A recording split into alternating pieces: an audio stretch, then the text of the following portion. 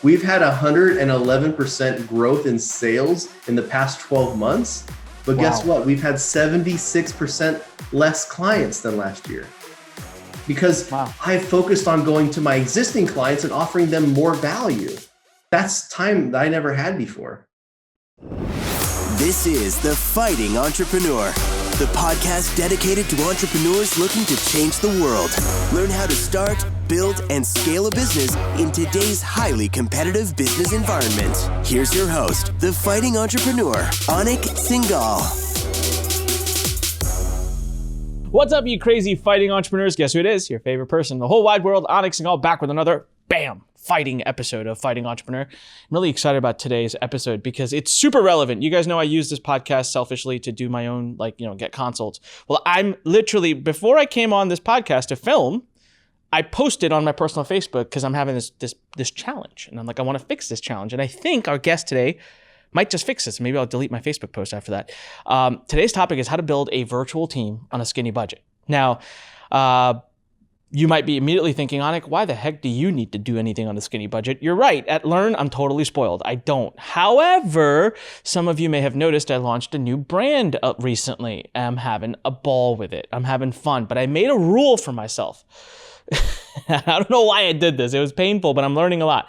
And I said, no paid traffic for this brand. I cannot grow it with any paid traffic because I have never learned organic traffic in my life. I mean, way back, I did some SEO, gray, black hat. We don't talk about those times. But in the recent times, I've done nothing, right? And I have these followings on social media, but I don't do anything with them. So I decided to improve myself as an entrepreneur. I would go out and force myself to learn this. So at the time I'm filming this, it's insidemyhead.com. Go check it out. There's a personal newsletter. I send out newsletters kind of every day, but not every day. Then I have a Facebook group. You can get it. You can be a part of the Facebook group if you join the newsletter. And it's been growing on its own. And sure enough, I'm really impressed with the quality of people I'm getting through the organic reach. So what that's done, though, is you'll realize with organic marketing, it creates a lot of work. I mean, there's stuff to be done. And so what I want to do, and I'm not monetizing inside my head at all, right? I'm just not monetizing it yet. So everything I put into it is just money that I'm spending to learn, right? Which is the most valuable thing. So I also, with that, have become recently very addicted to TikTok. Now, I've been addicted as a consumer of TikTok for well over a year. I have no shame in admitting it, okay? If for those of you who think TikTok is just a bunch of girls dancing, it isn't. It is. I find more laughter on that platform. I mean, there is such cool stuff on there. But now I'd like to use it from a marketer standpoint. So I'm doing that. I got a Facebook group. I got other social media things I want to start doing. And all of a sudden I said, oh my God, love filming content. Do not like everything that comes after that. So I went to the very person I know, my buddy Jeff J. Hunter, who is here today with us. And I said, dude, please come on this episode. Make it so I don't have to do any of this stuff anymore. I want to do only what I enjoy. I don't want to do all the other stuff. I want other professionals, experts to do it.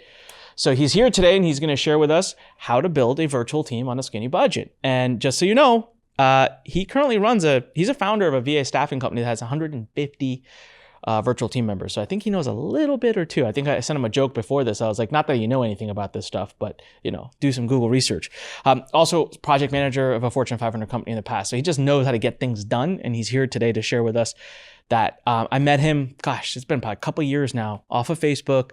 He made some snarky comment message somewhere, got my attention. I enjoyed it. I, watched it. And since then we've been friends. He's a returning fighter on The Fighting Entrepreneur. We've been in the ring before, had a good time.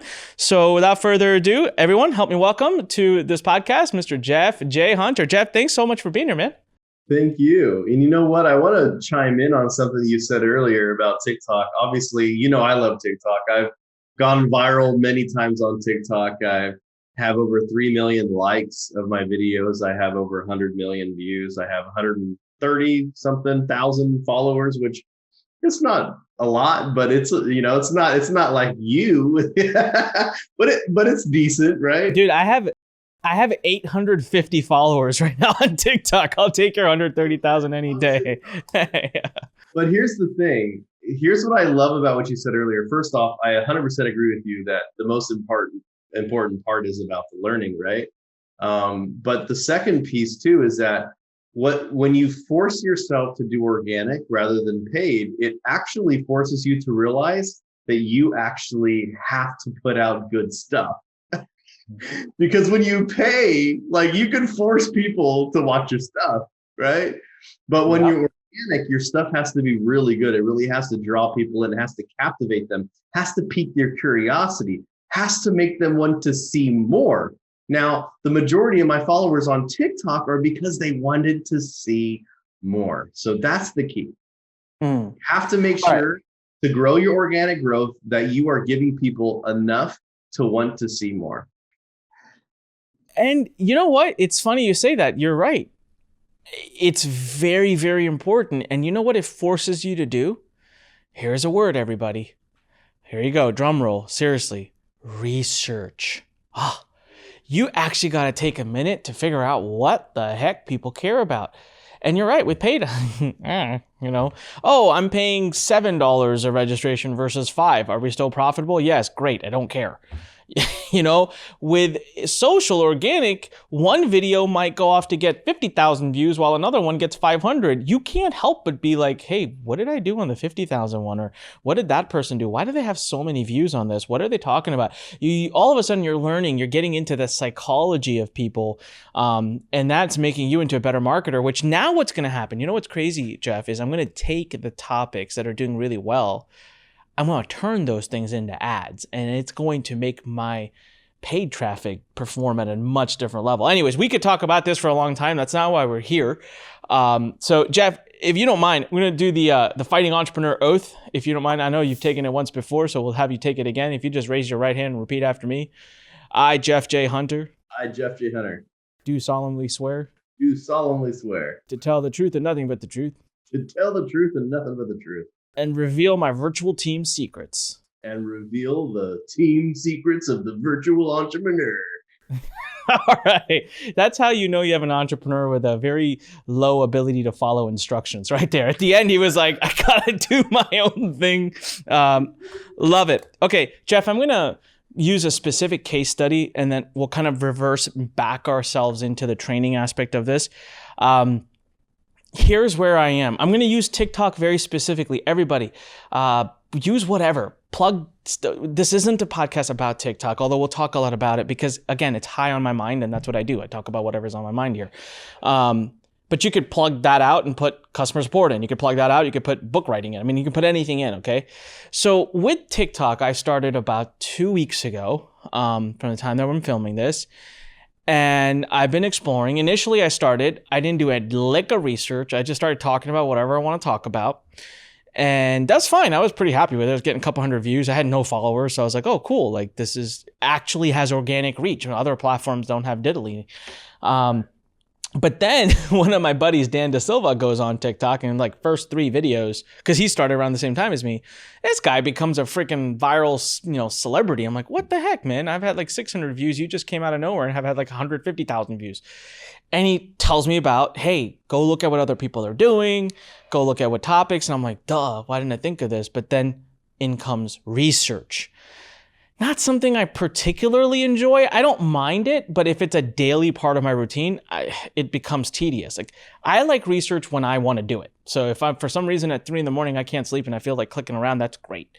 But if it's every day, 3 p.m, I have to research for half an hour about something, I don't like it. So there's research, which is not something I enjoy, which helps us come up with the topics that seem to be performing well for other people. Just so everyone knows, my video views on average went from getting about 200 views per video to an average of 3,000. That is not even a joke. That's like 15x the number of views, all because the topics I'm doing now, I went and found ones that are already performing well. I didn't rip anyone's content, by the way. I do my own tips. I just take the topic. So it's worth it. The research is important. Then there's the content filming. Love it. Absolutely adore it. I got my iPhone. I've set it up. Boom, boom, boom. I get the videos. Then there's the editing. Then there's the uploading to TikTok. And then there's, of course, the community management, making sure we're replying to everybody, liking all their things, and just growing it. Of all of that, Jeff, I only enjoy filming. I don't enjoy anything past that. Research is fun, but it was fun for the first hour when I was learning it. Now it's tedious. I would rather someone else do it. Filming it is fun, but I don't want to do any of the editing after that. I'd like to be able to just upload the video somewhere and know that it'll pop up on my TikTok when time is ready. So that's the first thing I want us to talk about. I want to go ahead and virtual staff this, not by spending thousands of dollars or ridiculous amounts of money. And then from there, I can take what you teach me and, do it for my Facebook group management or do it for my Clubhouse following or whatever I do in the future. I don't know. So yeah, I'll turn it to you, man. I'm going to let you talk now. There's a couple things here to be said. One is that the cool part about TikTok is that it doesn't require fancy production to do amazing things. You literally whip out your phone, you hit the record. So the fun part that you actually love is the best part, right? Like that's what's cool is like, even if I look at the videos that have gone viral for me, they've just been me whipping out my phone and capturing a cool moment. So here's something interesting. What I did not too long ago, I think one of my most recent viral videos, it has like 2 million views, is we're going down this road, me and my dad, and we're going down this country road, and there's this like giant mountainside, and inside the mountain is this door, 2 giant steel doors, and one of them's open, and it's completely tagged. Like there's like, it's like the street is tagged, spray paint everywhere. People have, like mottos and sayings and whatever. And I was like, dude, like the urge for me to just stop and look inside was so insane. I was like, I bet everyone else is thinking the same thing, right? I bet everybody who sees this wants to go inside. So what I did was I whipped out my phone. My dad was driving. He was going slow. I whipped out my phone and I said, what the heck is this? And I recorded 4 seconds of myself going, what the heck is this? And I said, what is in there, right? And then I zoomed in on it and I put text over the video, said, would you go in, ? And there was thousands of comments like, yes. And then there were people like, oh, hell no, this is white people stuff. It was like, no, this is why, this is crazy. This is crazy, and then there's people like, yes, I want to see what's in there. So then I made a second video and sadly disappointed everybody by showing them what was in there, which was basically nothing. But I went in there anyway. And that first video had 2 million views. Now, that's what's really interesting about the platform. I've gone viral for my video gaming chair and my computer and crazy things. Because see, one of the things to think about in organic is people like to see things that they're not used to, things that are abnormal. That's why sadly on the app, like people that have disabilities and things, like they get tons of views and likes and stuff because it's not normal. It's not normal. And that's the whole, you and I know each other also through my podcast, which I want to have you on, Savage Marketer. But the whole credence of my Savage Marketer brand is that if you want to do things normal, you can't expect average, you're going to expect average results, not savage results, right? So there's one thing. So back into your delegation piece of it, this is actually something I had to find out the hard way, is that when you go viral on TikTok, you get thousands and thousands of comments. All right. Mm-hmm. So that's actually a really challenging part. And by the way, the most opportunistic time, because you have captured people's attention. They're engaging with your content. What you respond matters. Okay. This is the difference between a new follower. It's the difference between sending someone to your website for an affiliate link, which I know you know a lot about, right? Mm-hmm. So for example, I had a video where I went viral and I had, I want to say 20 million views within one day. And this one video, I'm sorry. I said, wow. Yeah, that was the gaming chair one that we talked about on the last podcast. Yeah. So I have this crazy $5,000 gaming chair. I have another $5,000 in, computer, another, $1,200 and $1,500 in monitors and peripherals and stuff like that. And I just made this really cool video of me using it. And there was a funny voiceover of a guy saying, now that I'm adult, I have adult money. like, and what that means is that I can buy things I don't need, like this, right? Yeah. And people thought it was funny. It got 150,000 shares. Just that one video had 150,000 shares. But that was my first wake-up call that I needed help. So I have an assistant. Her name's Karen, and she logs into my TikTok account, and she specifically goes and responds and likes every single comment, even the haters. All right. And a lot of people are saying, hey, where did you get the chair? Hey, where did you get this? Where did you get that? So I built a website dedicated, and here's a great, can I share my screen on here? Is it going to break? Yeah, you can share it. Most are watching on YouTube. If you're watching on YouTube, click subscribe, like all that fun stuff. If you're listening to in the car or while walking, just later on, come to YouTube and you can see a screen. But yeah, go for it. All right. I'm going to go ahead and share my screen so you guys can see what exactly I'm talking about, and also how I strategically place. And you'll even see some videos that the public can't see because they're private videos, and I'll explain to you that as well. But this is my TikTok channel. Can you see it okay? Yeah, perfect. So I have 132,000 followers or so, 3.3 million likes now. It's gone up 300,000 since I last saw it. All right.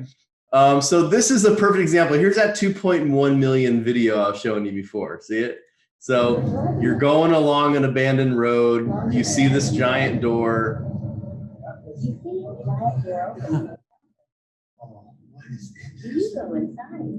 See that?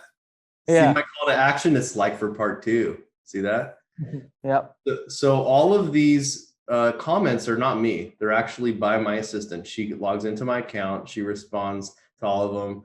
And, I don't have time for that. It's literally hours and hours. She actually spends probably 3 to 4 hours a day just because my videos are constantly getting tons of views. 2 million, 132, 564. This one has, this is just about a chicken sandwich. All I did was take a video of a chicken sandwich and I got 2,000 likes, But the point is, you have to have something useful out of this. So if you'll notice, there's a link here that says jeffjhunter.com/TikTok. See that? Yeah. Now, here is the secret. So whatever I'm talking about in my videos, if it goes viral, if things go viral, I usually add to this page. So this is my gaming rig that went viral. And people always ask, dude, where did you get the rig? Well, these monitor and gaming PC and the chair, these are all Amazon affiliate links, right? So I'm monetizing my TikTok by here's other things, and it talks about stuff that's going on, and it also uses I leverage this to boost my authority and credibility, and I'm actually leveraging it to get other people on my podcast, and I'm leveraging it to get opportunities. I've already got now a bunch of sponsored, especially for video game stuff or headsets, speakers. I've had companies reach out to me, pay me money, and send me product. Little bonus, right? Yeah. So on to the part you wanted to hear about, the delegation piece. I didn't know what I needed to delegate until it started breaking. Right. So you're getting a head start here. I know now what the problem is. The problem is the comments. That's the biggest thing, because those are opportunities where people are like, hey, where did you get something? And you can send them. And that's where you need to update your profile link, right? Like, hey, look, the link is in the profile, because you can't put links. I mean, you can put links in the comment, but you can't click on them. Right. So for me, I have somebody who's on my web team who actually helps. And an assistant can do this, by the way, in WordPress or whatever it is. You can go in there and update your link. But what I do now is I have a little link shortener thing that all my affiliate links and stuff are tracked on a spreadsheet. So all of those links on that page actually go to a specific Amazon link or whatever my affiliate link is. And then I'm basically having my assistant respond saying, hey, the link is in the profile, right? So that's like hours and hours and hours of stuff. Now, so that's the one piece. The second piece was what you said earlier, research. The cool part about research on the app is that it's fun, because research is actually just scrolling on TikTok and seeing what videos are going viral. That's what it is. And then you basically jot down. What I do is I actually send a message. So I'll share it to my assistant.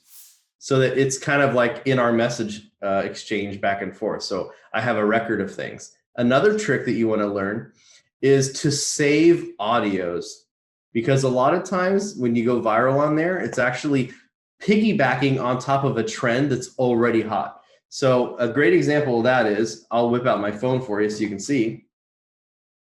I use the bookmark feature on the sounds.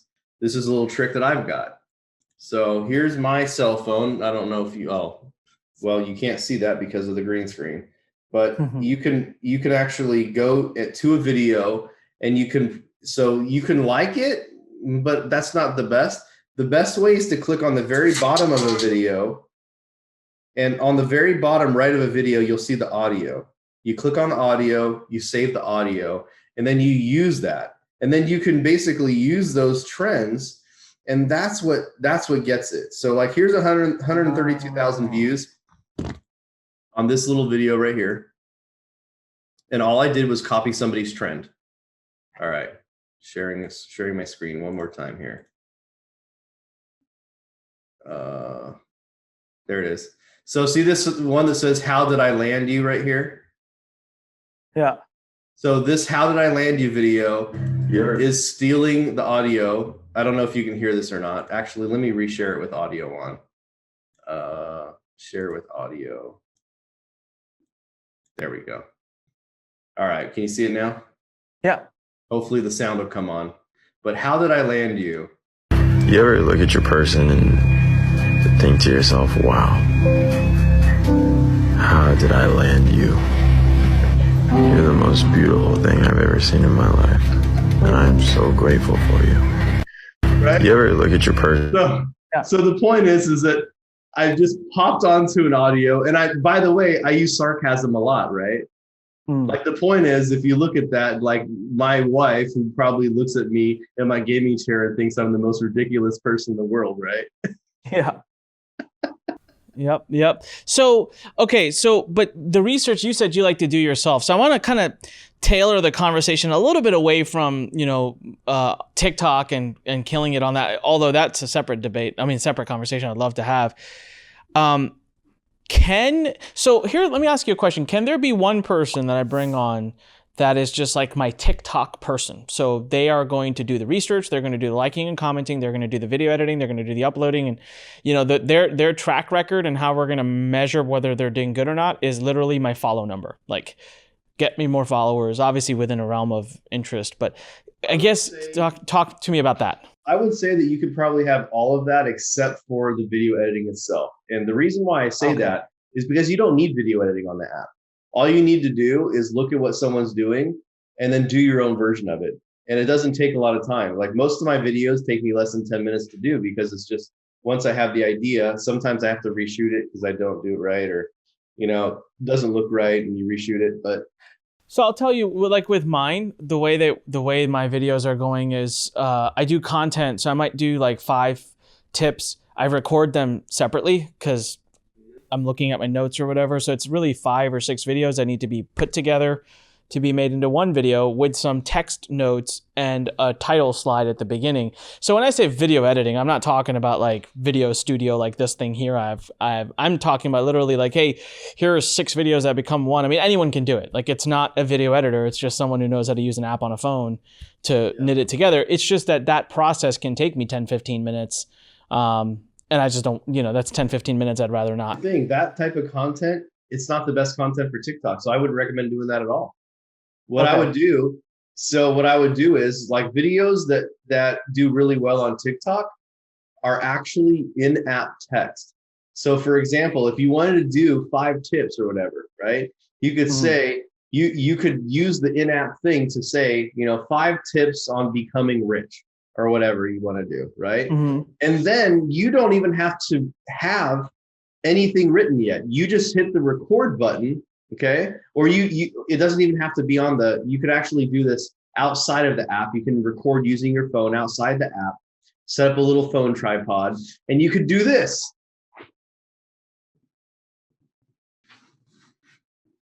And you use a cool audio, and boom, right? Now you've got 5 tips. You pointed to them, you go back in, and all you have to do is just click on text, put it where you point, and there's your 5 tips. Boom, boom, boom, boom, boom. So pause right there. I don't want to do that. So let's play that further. I don't want to do that. That's what goes viral on TikTok.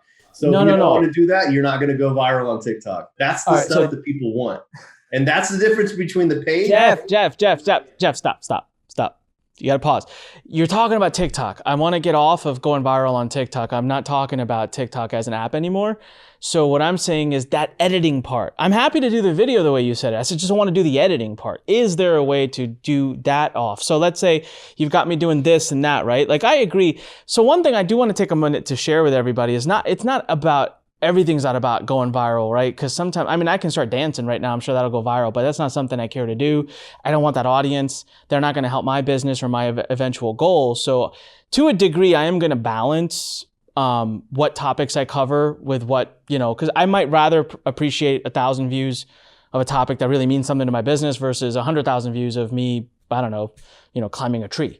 But still, having said that, I agree with you. There's different ways to do videos, right? So like, I agree, like one where you're pointing, like attached to good music, I can still get my message off. I can still have relevant content. Is there a way though that I could do this, and have someone step in and do the editing over it so that for me, it's like an assistant gets, hey, here's 5, here's the 5 tips. Here is that raw video. Go make it happen and put it up. Or are you saying, hey, TikTok doesn't really work that way. You couldn't have like a shared account with 2 people editing one video type of thing. So you could, if it wasn't TikTok specific, then that would be just fine.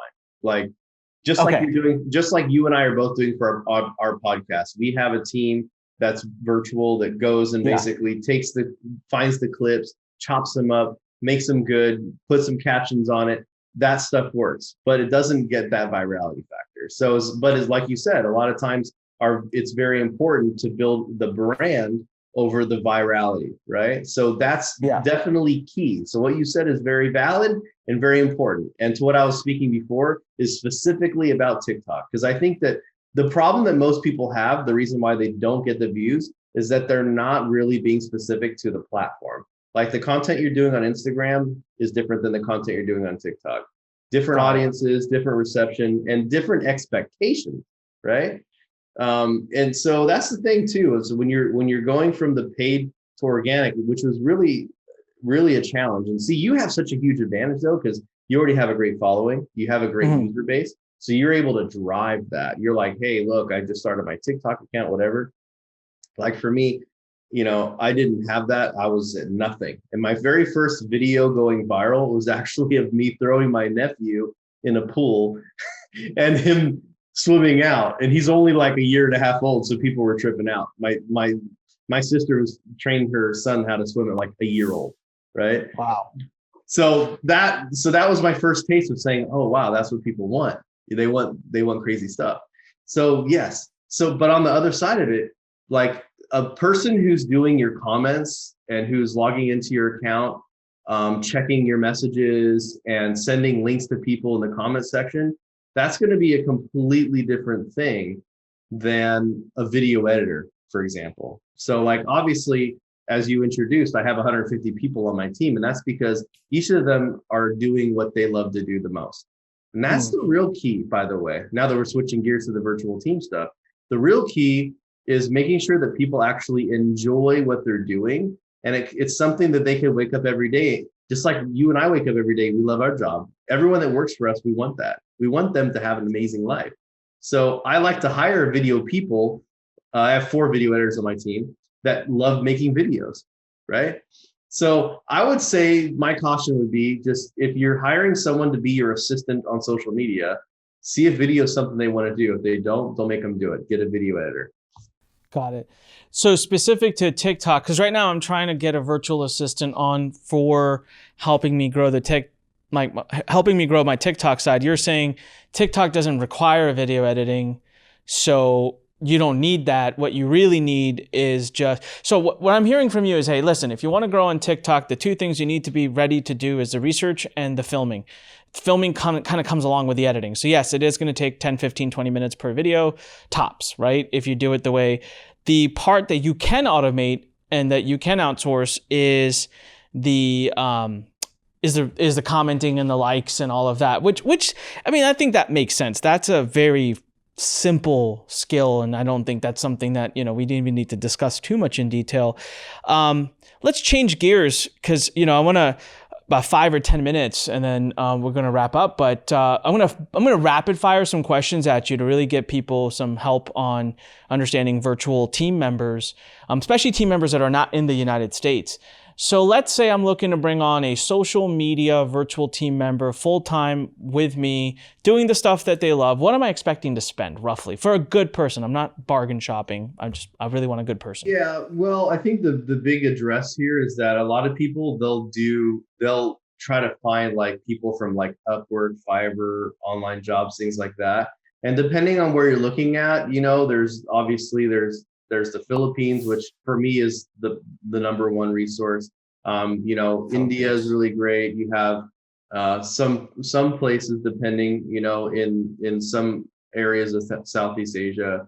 If you're looking for people now the reason why I like the Philippines is because they have a really strong work ethic, and the internet is a lot better there now than it ever was. When I first started VA staffer back in 2013, 2014, the internet in the Philippines was really bad. It was very hard for me to really have reliable quality people. Now today, it's really incredible. I just hired 11 people today, right before this call, actually. So of your 150, are most of them from Philippines, or all of them from Philippines? I'd say like 90% of them, yeah. Oh, wow. Got it. Yeah. So back to your question though. Yeah. It's very important. So this is the part that it's not going to make anybody listening very happy, because it takes work. I found that the best way to hire people is not to have a job application. I don't hire people looking for a job. I recruit them, and I have a person on my team, and that's her job. Her name's Liz, and her job is to recruit people. So me coming from the technology world, like you introduced me, I used to be a project manager for a Fortune 500 company. Very rarely would people apply for a job because it's open. They apply for the job because they open the job because they find somebody that they want for that job, So they'll say, hey, look, we're going to open up this position for you to apply, right? And that's what we do. So we find really quality people that are already doing similar roles. So LinkedIn is actually a great place to find people. And the huge advantage that I have right now is that I have 150 people on my team, and they are usually the most successful people in their, not just family, but their whole network circle. I pay them more than anyone in their family is getting paid, and their friends. So they all want to work for me.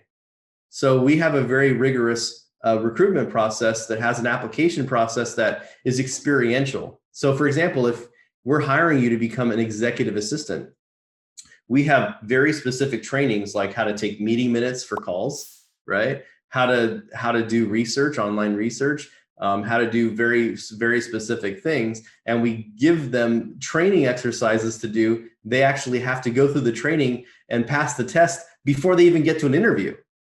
Yeah. So Jeff, going back to the original question though, because I want to do some rapid fire questioning. Like I totally understand what you're saying about needing to train them, and that is the key. Also, by the way, recruit not people that are looking. Every single person at the Lurn team, we did that, and we use a LinkedIn recruiter tool. We pay $40,000 a year for this tool that we have. We consistently believe in that. Great talent's not usually out on Indeed and all those places. So 100% with you.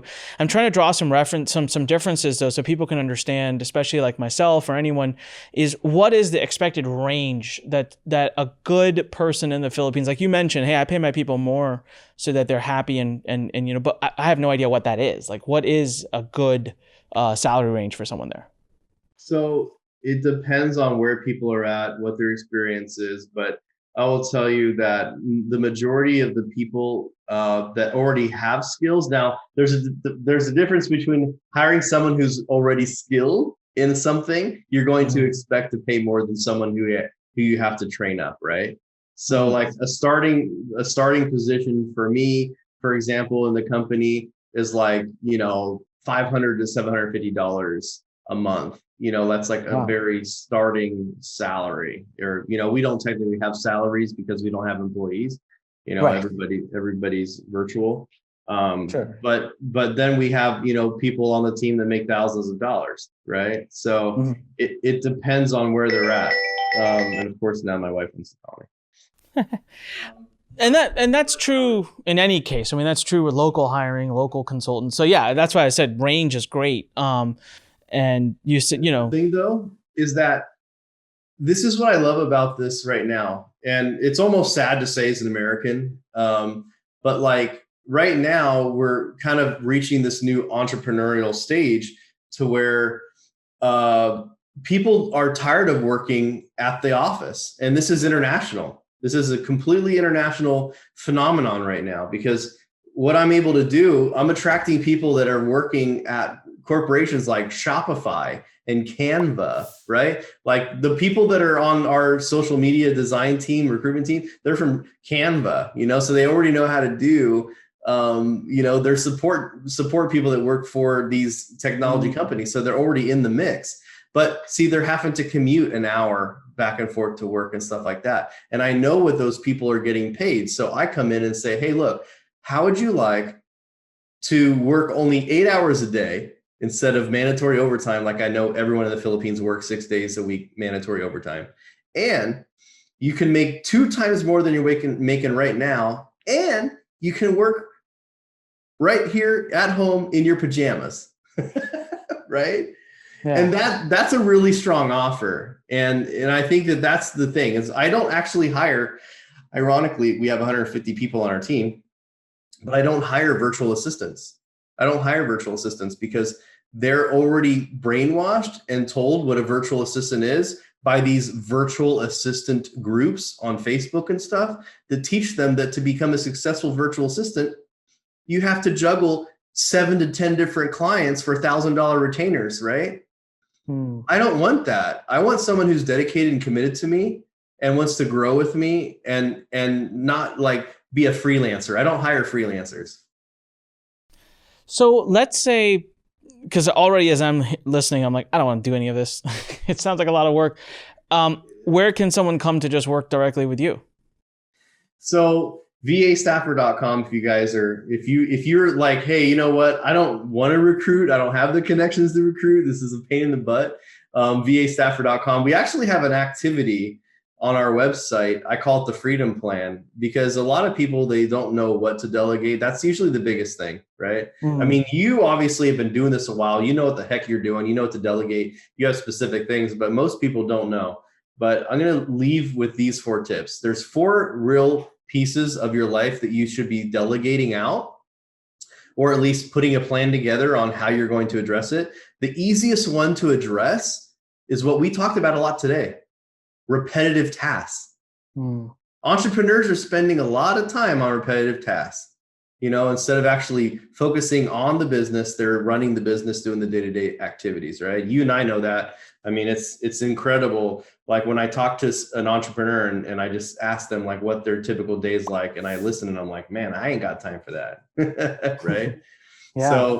So repetitive tasks, email management, doing your commenting on your social media, building those connections on Instagram, LinkedIn, TikTok, like that's something we didn't even talk about, but just having an assistant go in and you have specific people that could be potential clients, and just connecting with them and liking and commenting on their stuff so that you show up every day and they're like, hey, what's this guy about? Right. Yeah. The second thing that I do is I look for what is the challenging things that are really holding you back. For example, I suck at funnels. I suck at email marketing campaigns, right? Even though I love copywriting, it's very hard for me to sit down and just like knock out a sales letter or something. So I have copywriters, I have graphic designers. I don't do any of that stuff because I suck at graphic design, right? So you get rid of the repetitive stuff. You put a game plan together for challenging stuff. The third one people don't like to talk about is the neglected stuff. What is it that you should be doing for your business, but you're not doing it, right? Like maybe it is social media. Maybe it is launching that podcast. What are the things that that if you started and if you even had some support to help you do that, or maybe even free you up so you could do that, that's important. And the last thing, which sadly most entrepreneurs don't do at all, is the most valuable things for their business. What's the most valuable things in your business? Is it going on is it doing webinars? Is it speaking at events? Is it doing sales calls? Is it building relationships with your already existing clients? You know what? We've had 111% growth in sales in the past 12 months. But guess what? We've had 76% less clients than last year. Because I focused on going to my existing clients and offering them more value. That's time that I never had before. Just, you know how crazy it is if you just reached out to your clients and said, hey, how's things going over there? How can I support you? How are things going with what? And they're like, wow, thank you so much. Yeah, actually, I'd like to launch a new website, Jeff. Yeah, actually, I need a new assistant for this. Yeah, no, I love that. I love the 4-part breakdown. That's super important because I'm thinking to myself, there's definitely things that fall in the repetitive tasks. Challenging, I would say for me, this is highly just relevant to me. I don't have that because I have great team that are full-time leadership that handle the challenging. Neglected, there's social media for me. I mean, it comes up loud is organic social media, SEO, even my podcast. We don't transcribe it. We don't SEO. We don't do anything with it. We just put it out, which is great. And then the last one, most valuable things. It's funny you mentioned this because one of the things it's super valuable in our businesses are my relationships and my connections and my network. And I've always wanted to do this thing where I set up random little gifts, sending people random stuff in the mail and just, to kind of keep myself fresh in their mind. And it takes time to do it. And here I'm thinking this could completely be automated by a great, virtual team member. And I've been putting it off and it's worth every dime. And so I actually know exactly where I would come to you if I wanted to come to you. There's a few things I really want to highlight, everybody. Unfortunately, we are coming to a close here because of the time, but there's some golden nuggets we took away. One is I do want to encourage everyone to go to vastaffer.com and engage with Jeff. The reason Jeff is here and the reason I had him come on today was because I know he knows what he's doing. When it comes to virtual team staffing, he's the only person it's not even like the name that comes to mind. It's the only name that comes to mind. The other thing we took away was where I could not agree more with him is if you haven't yet, if you're really thinking about doing this on your own, there's a tool called Recruiter Lite. At least get that. It's $100 a month. I mean, you don't have to spend 40 grand a year like I do. We recruit a lot. So we needed a different level of access. You could go to this tool and you can specify locations, skill sets, job roles. I mean, it's insane and get down to a key set of people that you could communicate with. So don't necessarily a lot of people just go straight to like onlinejobs.ph or Upwork or all these sites. And that's what I've done in the past. To be very honest with you, Jeff, that was my biggest aha moment today on the interview. It's just like, I should do with the virtual team what I do with my on-site team. And I've always not done that. And I've had bad experience. I've gone to like freelance websites and I genuinely have had a bad experience. I went to Philippines because of individuals like yourself, friends who say it's great. And I've had horrible experiences. I can't tell you how many of my virtual staff I've tried to hire in the Philippines, India, or any of those areas. Their kids, I don't know what it is. Something about me, I just make their kids sick. The next day or the third day or the fourth day, they're not showing up to work. They got to take care of their child is not well. Their laptop fell apart. But you're 100% right. If I apply the same philosophy I do for my on-site team and there, it would work. So that was one thing, guys. Philippines, okay. Recruit. Don't look for, don't just go out and go to these freelance websites. We understood that, hey, at least $500 to $750 a month, but there are, experience pays. Like if they have more, pay them more. And the four types of tasks you can be doing: repetitive tasks, challenging, neglected, most valuable things. Hey, Jeff, one thing, if people want to follow you on TikTok or any of your other social media profiles, what do they type in? I didn't catch your handle. You know what? I just got Google verified last year. So nice. if you just go to Google and type in Jeff J. Hunter, it'll have like all my little profiles on there. You can check me out.